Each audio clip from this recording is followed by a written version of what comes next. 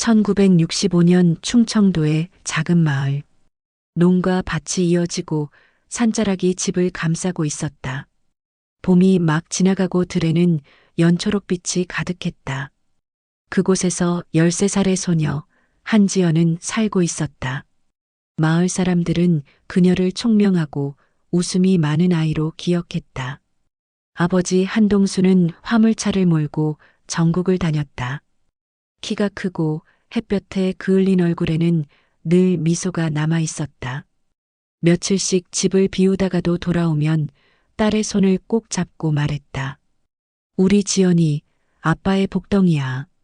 그 말은 지연에게 세상 무엇보다 든든한 울타리였다. 어머니 박영수는 바느질과 세탁으로 생계를 보탰다.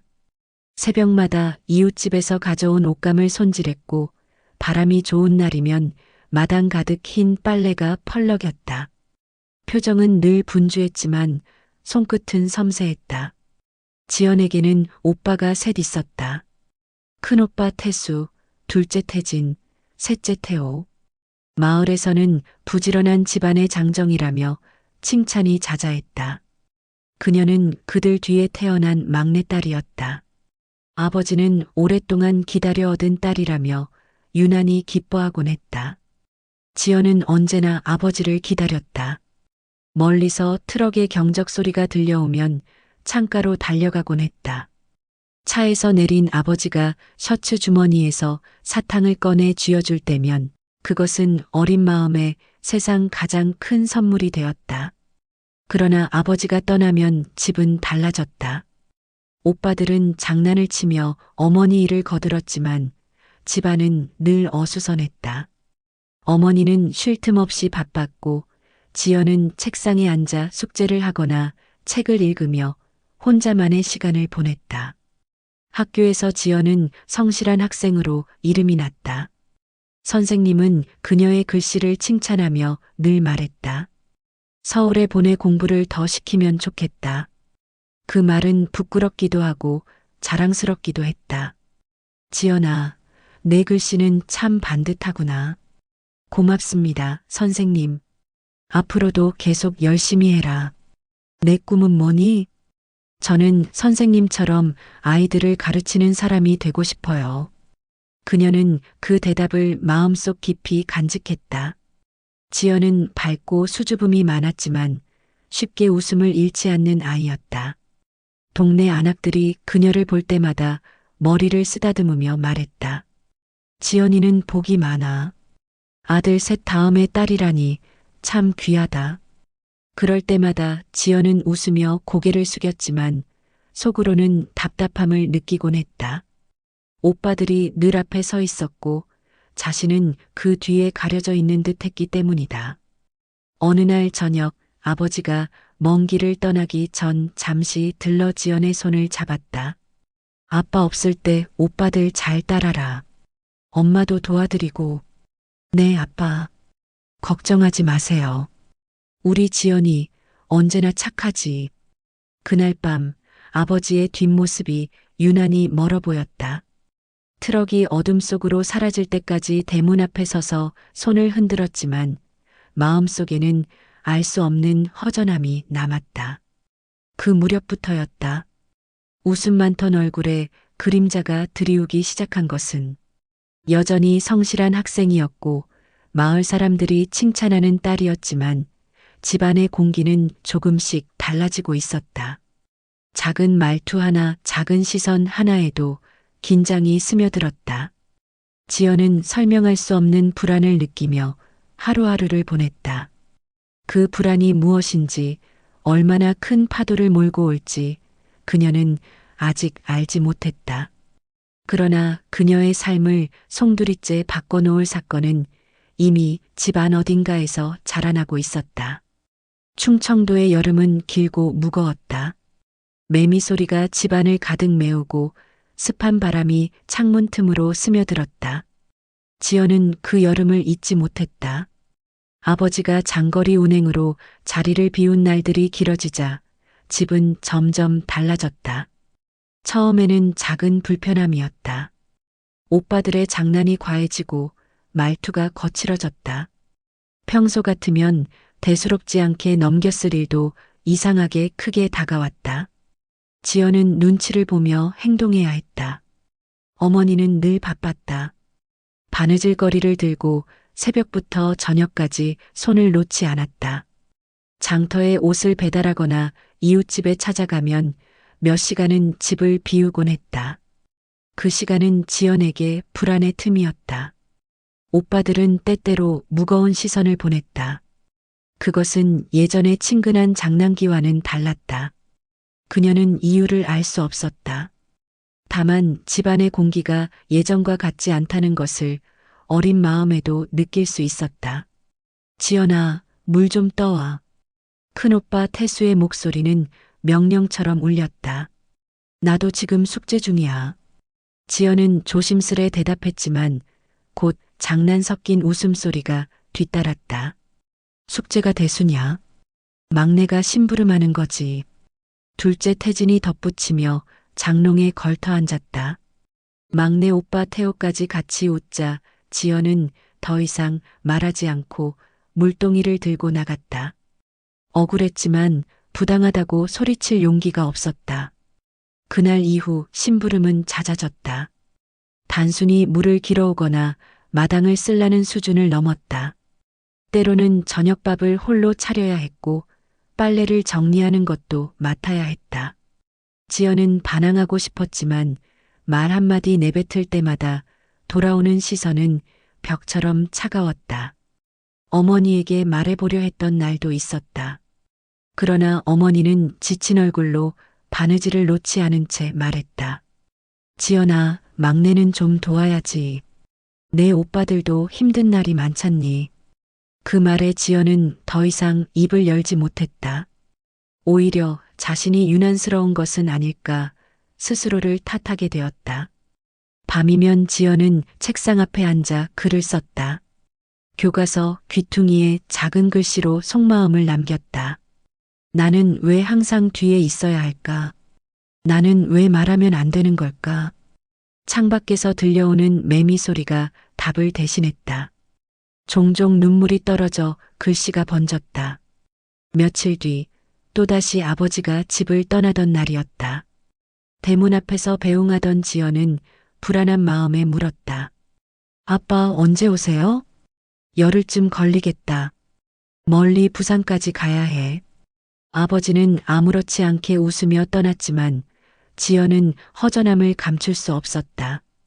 저녁 무렵 어머니가 옷을 들고 장터로 나갔다. 해가 저물어가는 마당에 그림자가 길게 늘어졌다.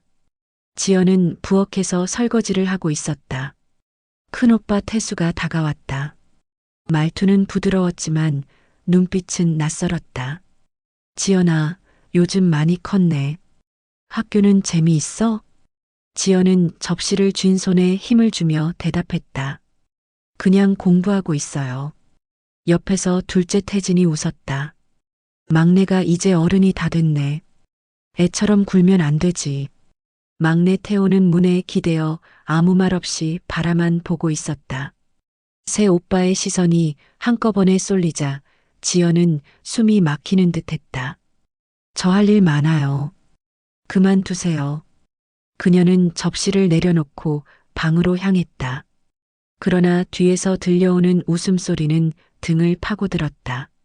그날 밤 지연은 방문을 닫고 책상 앞에 앉았다. 창문을 넘어 들어오는 여름밤의 바람은 뜨겁고 무거웠다. 그녀는 두 손을 모아 조용히 속삭였다. 아버지가 빨리 돌아오셨으면 좋겠다. 그러나 마음 한구석에서는 알 수 없는 두려움이 자라나고 있었다. 오빠들의 눈빛, 말투, 웃음소리가 떠올라 잠을 이룰 수 없었다. 며칠이 지나도 상황은 달라지지 않았다.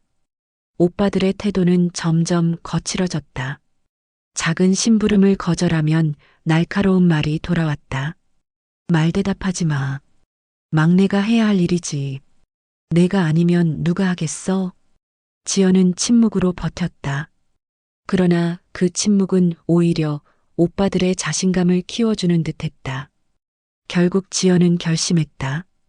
더 이상 혼자 감당할 수 없다는 것을 깨달았다. 학교 담임에게라도 말해야 할까? 아니면 아버지에게 편지를 써야 할까? 하지만 입술은 무겁고 마음은 두려웠다. 만약 아무도 믿어주지 않는다면? 방 한구석에 쌓인 교과서를 바라보며 지연은 생각했다. 나는 어떻게 해야 하지? 계속 참아야 하는 걸까? 아니면 용기를 내야 할까? 그 답을 찾지 못한 채 또다시 하루가 저물었다. 창밖의 매미 소리는 더욱 요란하게 울려 퍼졌다. 지연은 여전히 웃음이 많아 보이는 아이였다. 마을 사람들에게는 순하고 착한 딸로 비쳤다. 그러나 그녀의 내면에서는 작은 균열이 점점 벌어지고 있었다. 그 균열은 아직 누구도 눈치채지 못했다. 하지만 언젠가 무너져 내릴 것을 지연 스스로 예감하고 있었다. 그날 밤 그녀는 결심했다. 다시는 오빠들 앞에서 눈을 피하지 않겠다. 적어도 내 마음만큼은 빼앗기지 않겠다. 그러나 그 결심이 앞으로 맞이할 더 큰 갈등의 시작일 줄은 그때는 알지 못했다. 여름은 깊어가고 공기는 더 무거워졌다. 지연의 마음도 마찬가지였다. 아버지가 떠나고 며칠째 집안의 긴장은 더 노골적으로 드러났다. 심부름을 거절하면 곧바로 차가운 시선이 돌아왔다. 때로는 장난처럼 보이는 행동들이 점점 무겁게 다가왔다. 그날 오후 어머니는 장터에 옷을 들고 나갔다. 해가 지기 전에는 돌아오지 못할 터였다. 지연은 마루에 앉아 책을 펴놓았지만 글자가 눈에 들어오지 않았다. 발소리가 들렸다. 큰오빠 태수가 방에서 나왔다. 지연아, 이리 좀 와. 그의 목소리는 평소보다 낮았다. 왜요? 지연은 조심스럽게 대답했다. 오빠가 할 말 있어. 둘째 태진도 따라 나왔다. 셋째 태호는 마루 기둥에 기대어 조용히 서 있었다. 세 사람의 시선이 동시에 몰리자 지연은 숨이 막혔다. 나 숙제해야 해요. 내버려 두세요. 그녀는 책을 움켜쥐고 방으로 들어갔다. 방문을 닫는 순간 등 뒤에서 웃음소리가 따라붙었다. 밤이 되자 긴장은 더 깊어졌다. 작은 방 안에서 지연은 방문을 바라보았다. 바람이 창호지를 흔들었고 매미 대신 풀벌레 소리가 울려 퍼졌다. 그녀는 책상 위에 놓인 연필을 잡았다가 내려놓았다. 편지를 쓸까? 아버지에게 모든 걸 털어놓을까? 그러나 손끝은 움직이지 않았다.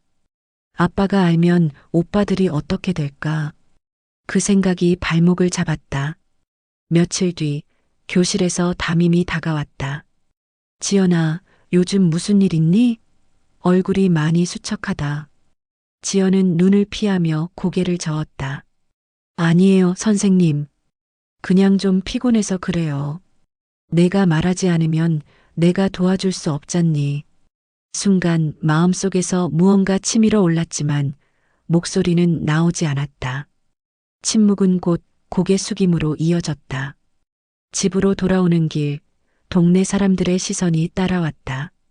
한 집 딸내미가 요즘 왜 저리 말이 없대? 뒷말이 들려왔지만 지연은 걸음을 재촉했다.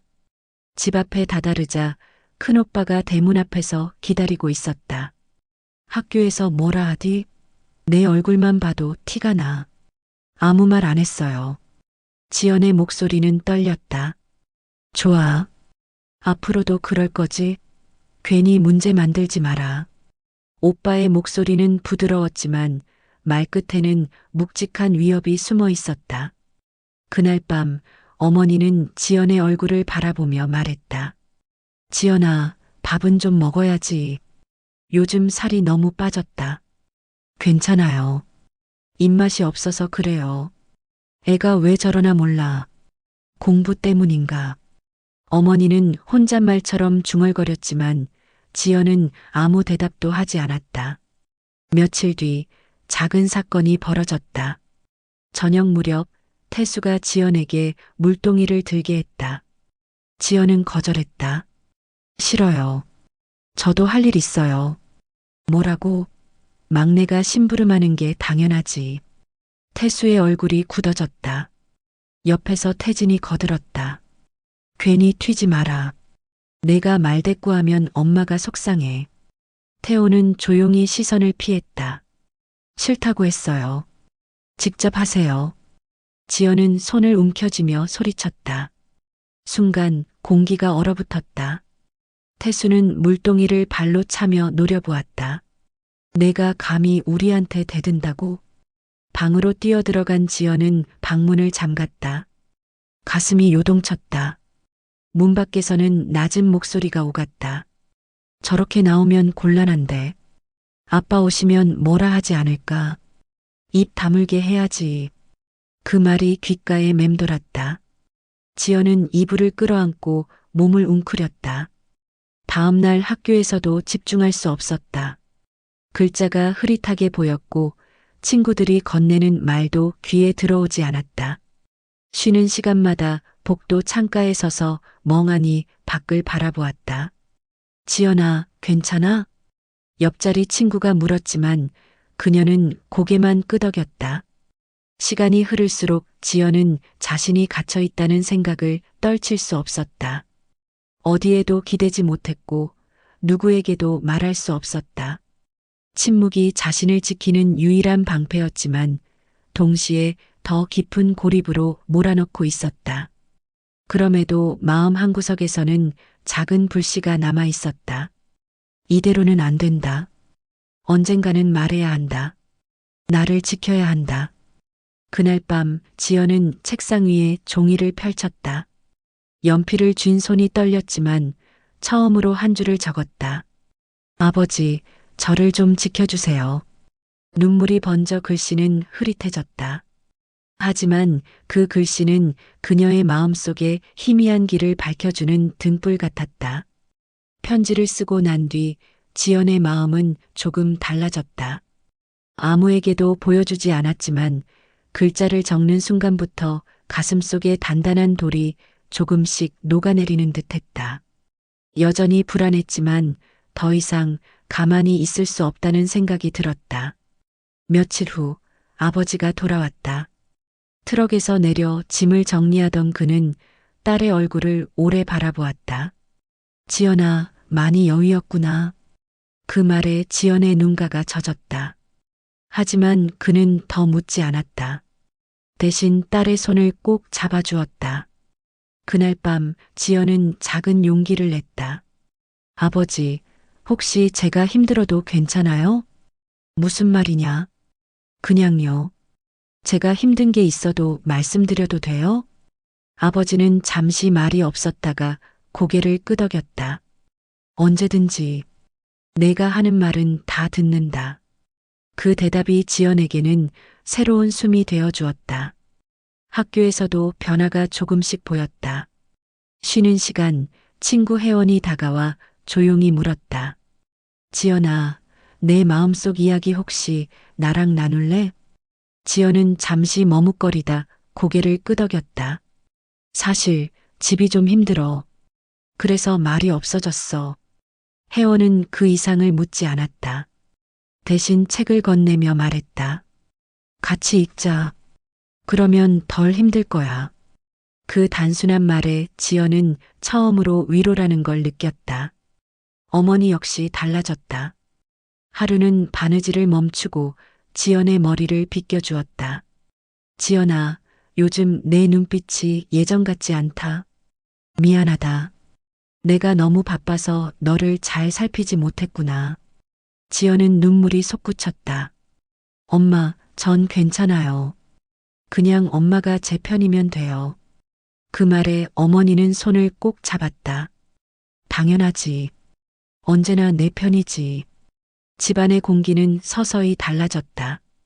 큰오빠 태수는 여전히 무뚝뚝했지만 어느 날 저녁 밥상을 물리며 중얼거렸다. 내가 괜히 심부름 억지로 시킨 거 미안하다. 지연은 놀라서 그를 바라보았다. 태수는 눈을 마주치지 못했지만 말끝은 진심이었다. 나도 힘들어서 그랬어. 내가 잘못한 건 아니다. 셋째 태호도 조심스럽게 말을 건넸다. 지연아, 앞으로는 내가 물동이 들게. 너는 책 읽어. 그 변화는 아주 작은 것이었지만 지연의 가슴 속에는 확실한 빛이 스며들기 시작했다. 며칠 후 아버지는 식구들을 불러 앉혔다. 우리 집안이 요즘 삐걱거린다. 다 내 탓이다. 내가 집을 오래 비운 탓이지. 하지만 이제는 달라져야 한다. 그의 목소리는 낮았지만 단단했다. 서로 말을 아끼지 말자. 힘들면 힘들다 하고 서운하면 서운하다 하자. 그래야 우리가 가족이지. 태수는 묵묵히 고개를 숙였다. 태진은 아무 말 없었지만 눈빛은 흔들리고 있었다. 지연은 그 순간 용기를 냈다. 아빠, 저 앞으로는 저도 제 마음을 말해볼게요. 혼자 참지 않고. 아버지는 미소 지으며 대답했다. 그래, 그게 좋다. 내가 밝아야 우리 집이 산다. 그날 밤 지연은 오랜만에 웃음을 지었다. 창가에 앉아 하늘을 올려다보았다. 별빛이 반짝이고 있었다. 마음속에서는 낮은 목소리가 울렸다. 나도 변할 수 있어. 혼자 두려워하지 않아도 돼. 작은 성과들이 모여 새로운 하루를 열고 있었다. 어두운 그림자가 여전히 남아 있었지만 그 속에서도 희망의 불씨가 꺼지지 않고 타오르고 있었다. 시간은 천천히 흐르며 상처를 덮어주었다. 봄이 다시 찾아왔을 때 지연의 얼굴에는 예전과 다른 빛이 있었다. 아직 모든 것이 온전히 회복된 것은 아니었지만 눈빛에는 분명한 힘이 깃들어 있었다. 학교에서는 작은 변화가 이어졌다. 지연은 수업 중에도 선생님 눈을 마주할 수 있었고 쉬는 시간에는 친구들과 함께 책을 돌려 읽었다. 혜원은 곁에서 늘 웃어주었다. 지연아, 내 웃음소리 들으니까 기분이 좋아. 정말? 나도 내가 있어서 좋아. 짧은 대화였지만 그 안에는 오래 쌓인 외로움이 녹아내리는 듯한 온기가 있었다. 집안의 공기도 서서히 달라졌다. 큰오빠 태수는 여전히 무뚝뚝했지만 더 이상 억지로 지연을 부르지 않았다. 저녁상 앞에서 불쑥 말했다. 내가 요즘 열심히 하는 거 내가 다 보고 있다. 지연은 놀라 눈을 크게 떴다. 정말요? 그래. 괜히 화낸 거 미안하다. 너는 잘하고 있어. 둘째 태진은 말수가 적었지만 가끔은 학교 이야기를 먼저 꺼냈다. 내가 장학금 받을 수 있다던데? 엄마가 좋아하시겠다. 그 말은 짧았지만 지연의 마음에 오래 남았다. 셋째 태호는 가장 빨리 달라졌다. 지연아, 같이 물 끼러 오자. 내 혼자 두면 심심하잖아. 그의 서툰 배려가 지연의 마음을 풀어주었다.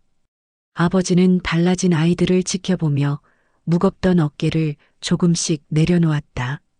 저녁마다 가족을 불러앉히고 말했다. 말로 풀자. 쌓아두면 병이 된다. 작은 일이라도 서로 나누자. 어머니도 맞장구 쳤다. 우리 지연이가 웃으니 집안이 훨씬 밝아졌네. 그 말에 지연은 부끄러워 고개를 숙였지만 속으로는 따뜻한 기운이 퍼졌다. 어느 날 아버지는 지연을 데리고 들길을 걸었다. 바람에 벼 이삭이 일렁였고 산새가 노래하듯 울었다. 지연아, 내가 힘들었을 텐데 아버지가 곁에 있어주지 못해 미안하다. 아버지 잘못 아니에요. 아니야.